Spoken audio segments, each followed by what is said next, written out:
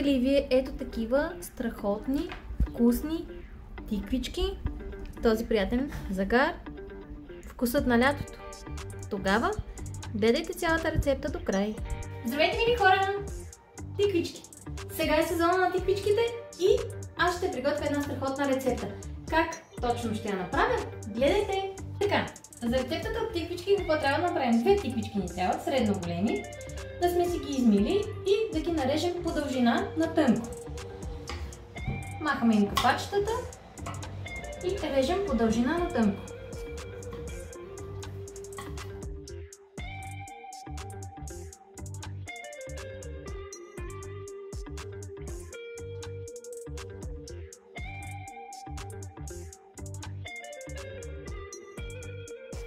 Така, от тиквичките ще ни трябват само дългите части и то цели. Ето така, цели. Може да използваме и това, което примерно малко се е откъснало от него, но цели. Тези парченца няма да ни свършат работа. Ще видите защо. Същото продължавам да правя и със следващата тиквичка.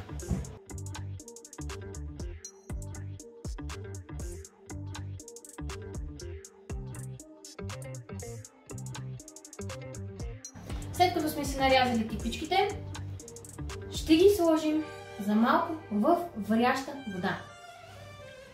Ето ни е тенджерката с варящата вода. Сега всичките ги слагаме за мъничко в водата да поврат, колкото да умекнат.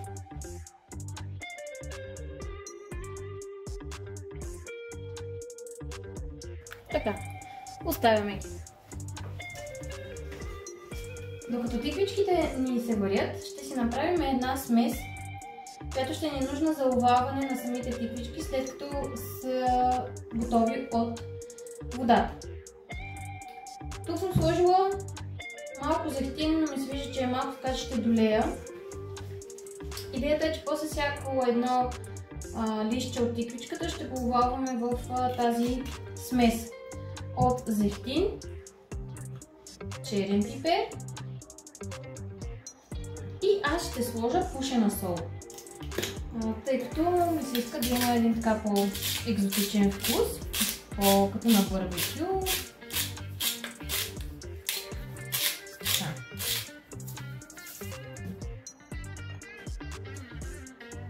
И да сбъркваме. Вие, ако искате, може да добавите и други подправки. Оставям на страна, ще погледна как са тиквичките и да продължим нататък. И така, тиквичките мисля, че вече са напълно готови. Да, вадим ги и продължаваме с рецептата.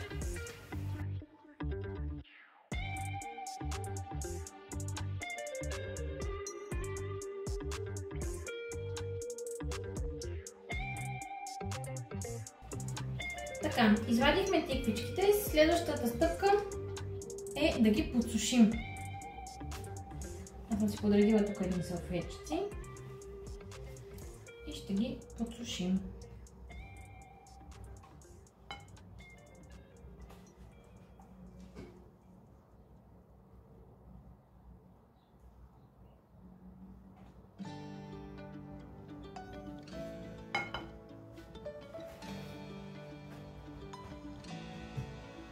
Топлички са, така че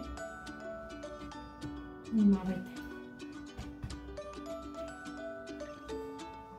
Така, сега ще ги...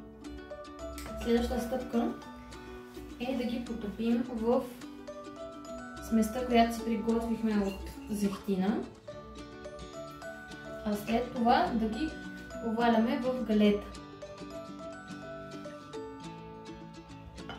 Също така трябва да сме си приготвили и една тавичка, в която ще подреждаме ролцата.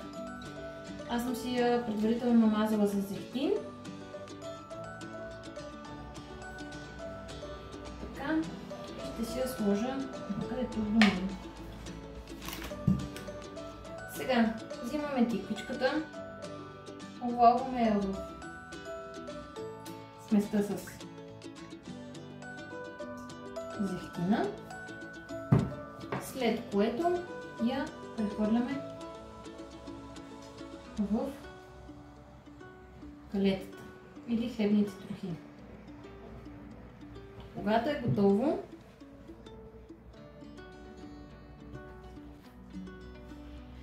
взимаме беконче,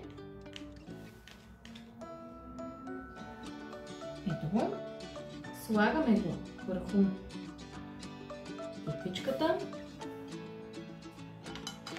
Сега, така, взимаме си резенче гауда, поставяме го върху, дали се вижда, върху тиквичката и я навиваме на рълце. Това рълце го поставяме в тавичката. И така правим с всичките рълца.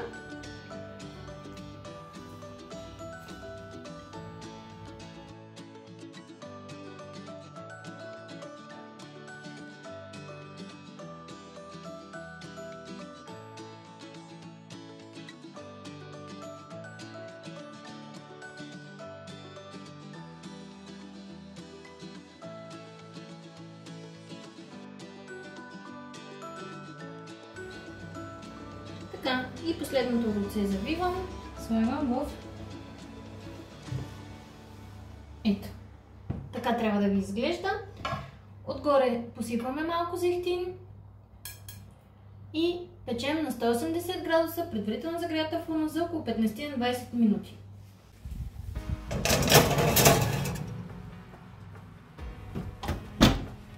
Ето ги, тиквичките готови са. Хайде да ги опитаме.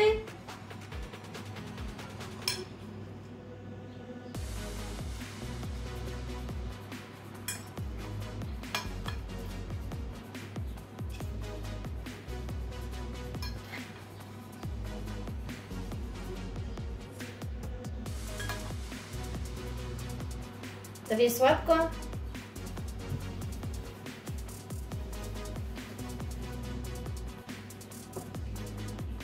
Ето ги тиквичките. Сега ще ги пробвам и ще ви кажа дали са вкусни. Кучето му харесва как миришат. Тихо.